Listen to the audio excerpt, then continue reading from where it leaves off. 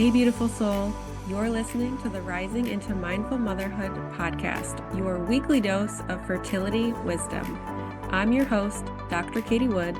I'm a barefoot mama bear, pharmacist, and integrative fertility coach. This is your go-to podcast for all things to naturally nourish your fertility, embody womb healing, and reclaim your feminine power to accelerate your path to pregnancy. My expert guests and I will be having intentional conversations to discuss the many facets of a thriving, fertile foundation, natural wellness, and how we grow and transform as women on our journey to motherhood. So let's dive in, shall we?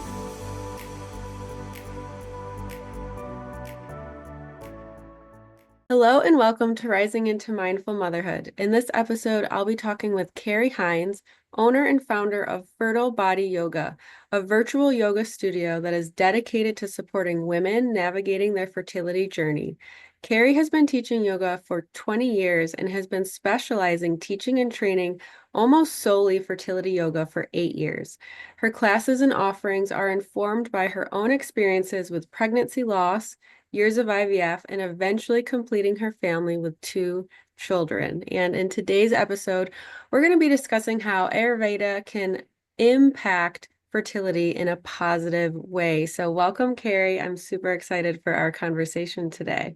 Hi, Katie. Thanks for having me. I'm excited too. I love talking about Ayurveda and how it can help people going through the fertility path that they're on. So thanks for having me.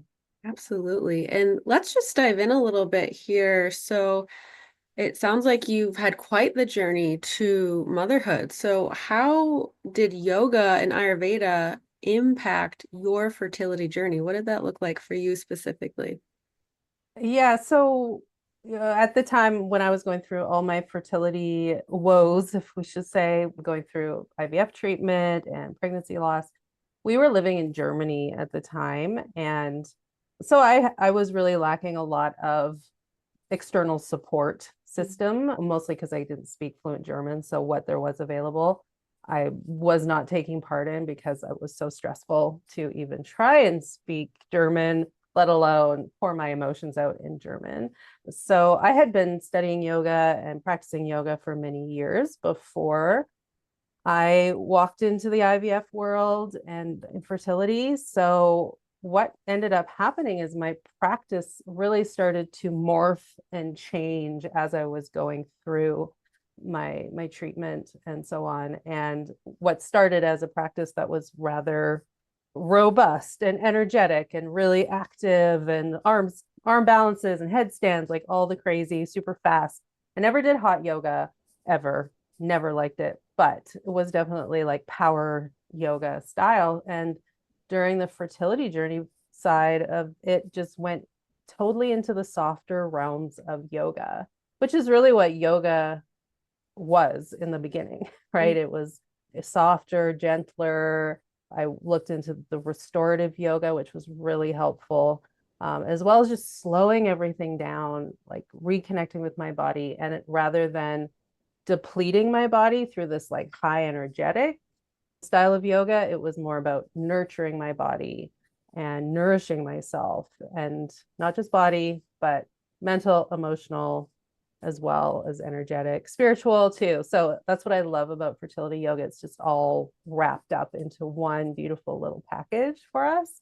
Yeah, that's how it all started. And my journey was many years long, about 3 years long. We experienced pregnancy loss, chemical pregnancy, loss at 10 weeks, as well as multiple IVF cycles, egg retrievals, IUIs, etc. And what ended up happening was I took a step back from IVF. I was like, I'm just done. I was over it. Mm-hmm. And so was my husband. We were not living life the way we wanted to live life. We just were not particularly happy anymore. So we decided to take a step back. And what happened was people talk about it. Like when they decide not to do IVF anymore, then they get pregnant, which is exactly what happened with us. So we were pregnant 2 months later after we walked away. And then again, 9 months postpartum, I was pregnant again, really just like having sex once, probably thinking, oh, we had our miracle child. This is never going to happen again. And we were pregnant again. People ask, what was it? Why does that happen? And I cannot explain it. They've done studies on it, but there is just a point that you get to that you realize, this was us anyway, not everybody, but for us, we realized that we could have a fulfilling and wonderful life even if we didn't have a child. It didn't mean we didn't want one still, but we came to the realization that we were going to be okay. And that was a huge relief, I think, for my body that just went, oh, thank you, like a big exhale, like I don't have to perform anymore. I don't have to be like on the spot or constantly trying to be fixed or whatever. Like it was just like, ah, oh, thank you. And then it happened. So that's my story. Hopefully I covered everything. Yeah. So would you say that yoga and Ayurveda helped you get to that point where you could just release that pressure that you were putting on yourself? Yeah. So my connection with Ayurveda came a little bit later. So like at that time, it was mostly just like a physical yoga practice. And I would say that yes, because yoga really brings us into a state of mindfulness. It gives us more self-awareness. It offers us tools to be able to cope with the stress and in and out of stress. So I Mhm. really do believe that that practice helped me not only like the mental emotional side of it, but the physical side to be able Mhm. to get pregnant. Does it cure infertility? No, I'm not going to say go do fertility yoga, you're going to be cured. But yeah, and then my relationship with Ayurveda came a little bit after I had kids when I was struggling with my own health issues postpartum, and then was integrating that in when I started teaching the fertility yoga and developing the fertility yoga piece. Beautiful. I love that. And I think it's just a lovely reminder to take that pressure off of ourselves because it's so easy to just fall into that trap. And a lot of us have lived our lives in that manner to push and push and go and go. And I feel like when you're doing endless treatments and endless cycles and just doing what everyone outside of you is telling you to do, Mhm. it's like you can become so disconnected from yourself and your body. And I think that yoga is one of the many beautiful ways that you can bring that connection back. And clearly, your story is a perfect example of how that can work. So, thank you so much for sharing. Yeah, of course. I'm happy to always share that story because I think we need to hear it more. We need to hear that things are possible, that when you think things are over, they may not be, or it's just the universe really does have a what you want from the universe, they'll decide, the universe will decide when it's actually gonna make it happen, right? Mhm. Yeah. Absolutely. So, what is Ayurveda exactly, and why would someone who's trying to conceive want to explore this modality to support their fertility? Great question. Ayurveda is it's a mystical sort of, people hear the word maybe, or maybe people have never heard the word, which is also fine. But there's like a mystery shrouding Ayurveda. What is it? Is it like magical and so on? But really, Ayurveda is, if we look at the word, it's two words put together. Ayur, Ayur, means life. And then Veda means science, knowledge, wisdom. So really, it is the wisdom of life. And Ayurveda looks at life made up of many parts. So it's not just the physical body. So it's the physical, the mind, the soul, and the senses. So we're like constantly taking in information through our senses. So yeah, it's one of the oldest continually practiced medical systems in the world. It mostly based in India, in that area is where it was developed. It's depending on the text you're reading, anywhere from 2 to 5,000 years old. So it really is ancient knowledge, and it takes into account so many different things from diet. So usually Ayurveda is very much associated with diet and digestion and so on, which it is it is so amazing at getting better digestive health, but also biorhythms. So how we're flowing with nature, because we are nature, right? We are of the same. We're like the micro of the macro, or the macro of the micros. Or we have forgotten our natural rhythms because of modern society and artificial light and industrial farming and so on. So we're not living in the rhythms of nature anymore. So Ayurveda helps us remember or reawaken those natural rhythms. It also uses herbal medicine, and it can be very simple, like from the spices that you use in your food, and then it can get more complicated.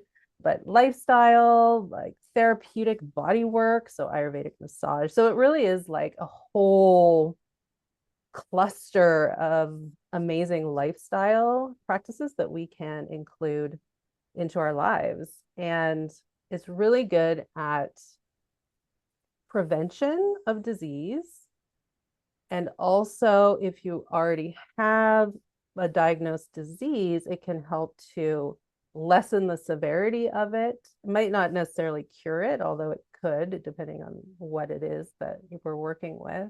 But it is looking to address these underlying or the root causes early on, so things don't become a full-blown, out of control disease later in life.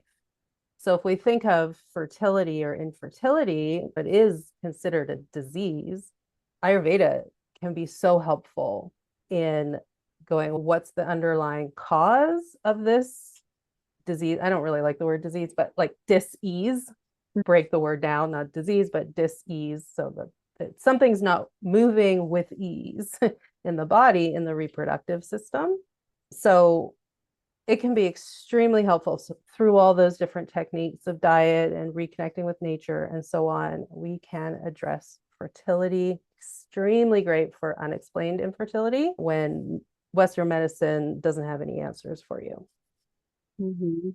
Yeah. Yeah, it's something that I use a little bit in my practice as well. What we typically will do is like a dosha quiz to see where people are at. Mm-hmm. Mm-hmm. So I'd love to hear what you have to share about the three doshas and how that can reflect your individual constitution and how that can be helpful for you on your journey. So for me, when we were struggling to conceive, I was seeing an acupuncturist, Mm-hmm. and that was through traditional Chinese medicine. So he didn't necessarily call it a dosha, but my constitution, I tend towards cold and things like Mm-hmm. that. So we implemented a lot of warming foods and wearing a camisole to make sure that my womb was staying warm, and Mm-hmm. socks and all these beautiful things. So I'm Yeah. pretty sure that there's some similarities there, but I'd love to hear the Yeah. wisdom that you have to share on that.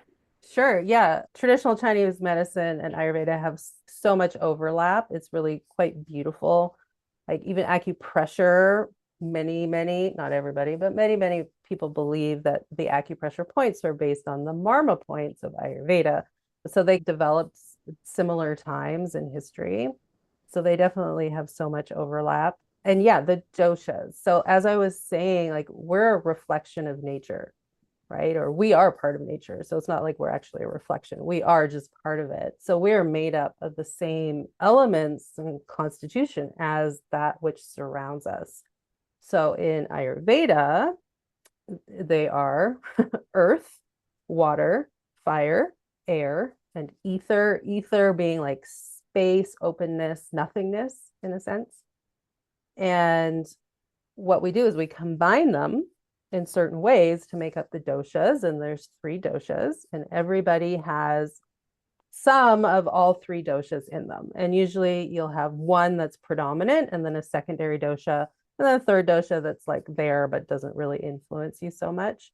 So the first would be vata, V-A-T-A, which is air and ether. So if we think about the qualities of air and ether, it's like cold, right? Windy, airy, spaciousness, rough, like just, yeah, cold being the most important thing. Subtle, right? It's like you can't touch it. It's air and it's ether. And so that's vata. So some people will have a dosha that's dominant in vata, so they tend to be cold all the time. They're often like body type plays into this too. So generally like thinner, long, skinny fingers, like dry sort of hair, like not a ton of substance to hair, not thick, luscious hair. So that's vata. And then we have pitta, which is fire, predominantly fire, which is contained by water. Pitta folks tend to be fiery, like they're assertive. They generally tend to be very studious. They like organization. They like things all like do perfectly placed. Some people will say the perfectionists fall into this pitta category, and often like reddish skin tones could be part of it. Bodies are just generally like muscular, like average build, strong folks, and maybe red hair if we get really literal with pitta. So that's the fire surrounded by water. And then we have kapha, Kapha, kapha or kappa, doesn't matter really. You can say it both ways. And that is water contained by earth. So this, if we think about earth and water, they're heavy. So kapha people tend to be really like great for endurance, right? They can walk really long distances. They often tend to get a little bit lethargic too, like they're harder to get out of bed, harder to get moving, etc. So the kapha folks generally, I have a lot of kapha in me. I think this is a video, but like big, like hair, lots of hair, big eyes, things like that, that can be kapha. So we have these, all of these in us, and we'll have the dominant ones. And then that, as you said, really determines a lot of our individual needs in the fertility journey. So what I often see, most of my students will have an imbalance in vata. So even though the dosha, like your dosha, is important to know, I think what's more important is actually the imbalance that you're experiencing in the moment. So, like I said, a lot of folks are in a vata, like stuck in vata. So, like constant thinking, swirling thoughts, stress. This is all vata energy, fast moving, do this, do that, as well as sometimes caught in pitta, where everything needs to be perfect. I need to control everything, etc. So, we would look then at somebody's imbalance and say, your Chinese medicine would be, hey, you're cold, right? Like you've got a lot of vata in you. You need to ground yourself. You need to slow down. Let's put a yoga practice in place that will really help with that grounding energy, that rooting energy. Warm foods, keep your body warm, keep the back of your neck warm, keep your kidneys warm, those sorts of things. Yeah. So I hope that kind of answers. So it's really the imbalance that we're mostly working with. The dosha doesn't change, it's how you were born. And for some people, it's really hard to even figure out what their dosha is because of their imbalance. So they could have like such a strong imbalance that they think, oh, I'm totally vata, but really you're pitta, but your vata is so out of control. So we just need to look for your dosha like over the life, like your whole life span. What have you been like? Not in the last 5 years or in this period of life. And then also compare it to your genetic pool. So that's important too, that you're not just comparing to the neighbor down the street, but you're looking at your family and be like, okay, I'm like an average build for the rest of my family, which is so kapha, right? All my family is so kapha, but I'm pitta kapha. So I have a little bit more pitta in me. So I know it's complicated, but that's why people like me study it so we can support people, or people like you who support people with the knowledge that they have. Yeah, absolutely. I think that it's a really cool way to get individualized with like lifestyle and diet Mhm. as well. So one way that I incorporate the doshas is when they go through a detox phase. So with the cleanse and things like that, let's just say their pitta, we will have them add, or maybe they have the imbalance in the pitta, we'll have them add some like cooling herbs and things Mhm. like that in the detox and whatnot. So I just think it's a cool way, but it is complicated. You definitely have way, way, way, way, way more knowledge than I did. It's complicated, but it can be simple and Yeah. like it can be simplified. Let's say, like what you were saying, it can be just that. It's like, oh, you're cold, let's add warm because in Ayurveda, like increases, like increases like, and opposites balance, right? So we're always thinking, this is where I'm at. I'm too high here. I need to bring that down. So then I just add a little bit of that. Hmm. And diet is such a huge part of the diet, as in the food that we're eating, not go on a diet. And if if we think about the individuality of it, and often there's a lot of lip service going around these days about what you should be eating. This is a superfood.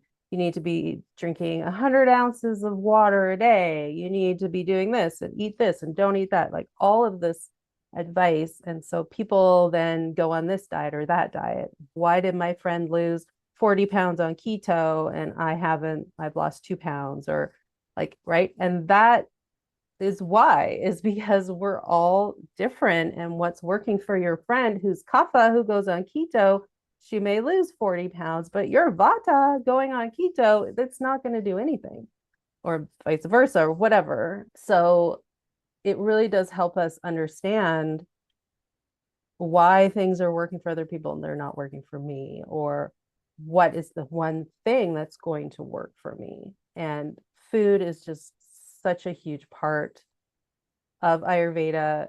It really takes into account not just this, like you are what you eat, it's you are what you digest, because our digestion is so messed up from the chemicals that we're eating and so on, that we're, even if we're eating amazing foods, we're not necessarily getting the nutrients that we think we are getting from them if our digestion is not working properly.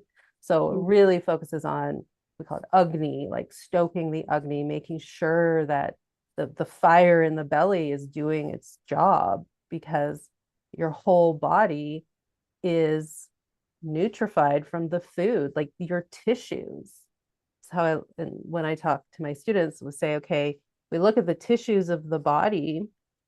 There's 7 main tissues in Ayurveda, the dhatus, and at the very bottom are your reproductive tissue.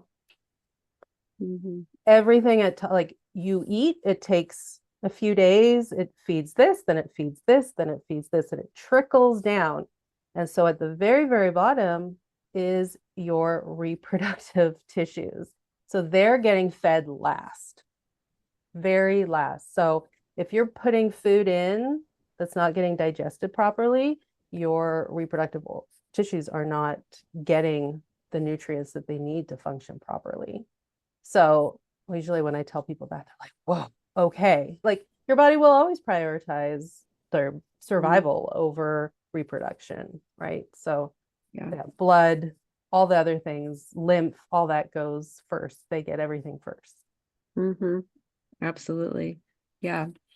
I would love to hear 3 simple Ayurvedic shifts or pivots that you could maybe offer to the listeners today that could have a pretty immediate effect on their fertility. Yeah, so one, I could get lots, but I think if I were to pick just 3. So first it would be eating warm cooked food. So basically avoiding most raw food, which for some people is really hard because they love the crunchy salads and those sorts of things. But when we think about how the body is working, right, warmed food is basically already started to be broken down so that our body can break it down and get the nutrients out of it faster. Hmm. And that's what we really want. And it's warming. And like I said, there's so much vata imbalance in the fertility journey that we really need to think about creating that warm, juicy environment inside our bodies so that we're more juicy, which is what we want. Oh, just what we call it in Ayurveda, that juiciness is what feeds fertility. Okay. So that warm, digestible food with the warming spices, but depending on your digestion, not too hot. Or maybe you need to cool your digestion down too. But in general, like warming foods. So that would be my first: cook your food, then eat it. And with that, I'm going to put chew your food in there as well. So Ayurveda, like the golden rule is to chew every bite 30 times. And we've all heard this advice, like chew your food, chew your food. Here's why you want to do it. In your mouth is got a big microbiome, but your digestive enzymes to break down carbohydrates are actually released in your mouth, not necessarily in the stomach, which will have different digestive enzymes pumping through. So when we chew our food, and let's admit, like a lot of what we eat is carbohydrates, we need to chew so that the digestive enzymes will start breaking it down here and then take it down into the belly. So it can be so helpful in getting the nutrients out of the food that we want. Plus, it just is so much better for our digestive system. Your body doesn't have to work so hard to break things down. So that would be like first is around the food. And then the next would be to eliminate burden in the toxin forms, things that are in our everyday environment, because everything that our body takes in, we have to digest in some way. Not necessarily food, but if we have chemicals on our skin, our body needs to break down those chemicals. They need to put them somewhere. They're considered foreign, right? So we start getting all these like lumps and bumps and things in our bodies. That's just the body trying to push things somewhere that's not going to damage the system. So yeah, toxin elimination, I think, is huge. So removing the burden. So our body doesn't have to break down those toxins, right? What you're putting on your body, what your bathroom creams and your shampoo and your laundry detergent. It seems overwhelming, but it is so important. It is so important for our bodies to be, and they're hormone disruptors too, right? The estrogen disruptors and so on. That's two. And then the third, I would go with sleep. So how you're addressing sleep in your life. Ayurveda would say there's no such thing as a night owl. There's no such thing. And that we should be getting to bed before 10 o'clock is like our bedtime, because between 10 and 2, that is when our liver gets its little workup cleansing for the day, is between 10 and 2. So that takes a lot of energy. This is often when we get most of our deep sleep, which is our rejuvenating sleep, is in that time. So if you're not going to bed in that time frame, I mean, you could go to bed at 11, you'd probably be okay. If you're not getting the liver processing and you're not getting your deep sleep, that's going to have a huge effect on your body, on your life, on your mental health and emotional health moving forward. And of course, Ayurveda has lots of little tips for getting better sleep. But yeah, so those would be my big things. Yeah. And I would agree that those are all very, very important things, and all things that you can really take action on today. Yeah. I would say the one that would take the most time to do would be swapping out your products and just starting with the big hitters, the ones that you're using every day, like your laundry detergent. If you think about it, it's on the your worst. clothes, it's on your sheets, it's on your towels. It's like my washer and dryer are on our second floor, right next to our bedroom.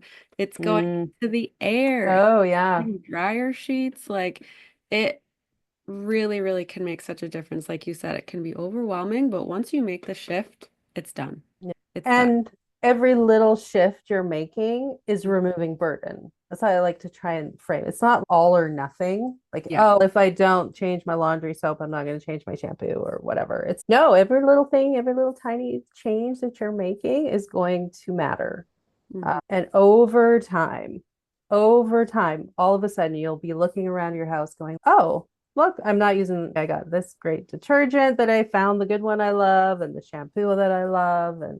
And it's just, it takes time. I still get duped by the marketing of certain things still. I've been at this for so many years and I'll be like, what?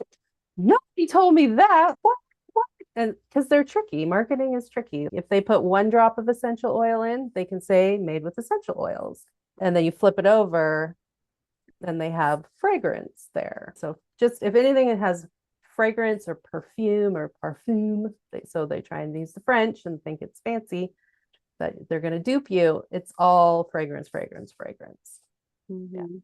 Absolutely. Beautiful shares. And I'd love for you to share with the listeners the freebies you have, a fertility type dosha quiz, and then also a fertility yoga class. Yeah. So on the website, if you go to my website, www.fertilebodyyoga.com, there's tons of freebies on there, but I think I gave you specific links. So there is a dosha quiz. It's really just a fun little foray into doshas, just a few questions. And then I also give you like, here are some great yoga poses to help with this dosha, etc., and how it relates to fertility. So it's pretty good. I have to say it's a pretty good one. And then there's a link for a free yoga class as well, which is like a typical class. I think it's an hour long, maybe 45-minute typical class that I teach. But I will say with the fertility yoga, it's something you have to do and show up for and do over time. It's not like, okay, I'm just gonna watch the video and see what it is. You got to get on the floor, you got to do it, you got to experience it. So it's a practice. Yeah. Yeah, and it takes practice too. You wouldn't go into the gym and expect to just start lifting heavy weights if you've never lifted Exactly. weights before. Yeah. Start where you can start, even if you do 10 minutes of the video and then build up Hmm. to 20, because sometimes 45 minutes or 60 minutes can seem like a lot. Give yourself a permission slip to do what you can do. Oh yeah, I Mhm. always say do 10 minutes over doing none, because it's Yeah. like you don't have an hour every day that you can go to your yoga class. Maybe some people do, but I don't. I know. So sometimes my yoga practice is 5 minutes. I do three sun salutations, I'm done. Where other times it'll be 45 minutes of restorative yoga, which seems lovely too. And I encourage people, like when they get the recordings, to, like you said, like there will be like sequences, like the standing sequence or the warm up or the cool down or the balancing sequences. You just choose the one that you need for the day and do that.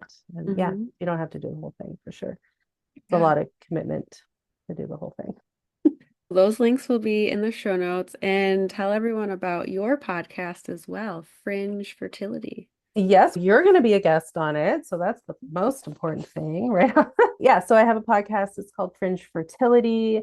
We were just really having conversations that you wouldn't have in the doctor's office. So just sort of like the fringe, I say tongue in cheek, in that most of the practices that are considered fringe in our society are actually ancient knowledge or wisdom that we have forgotten, and or different cultures that we're being introduced to. That's that. Yeah.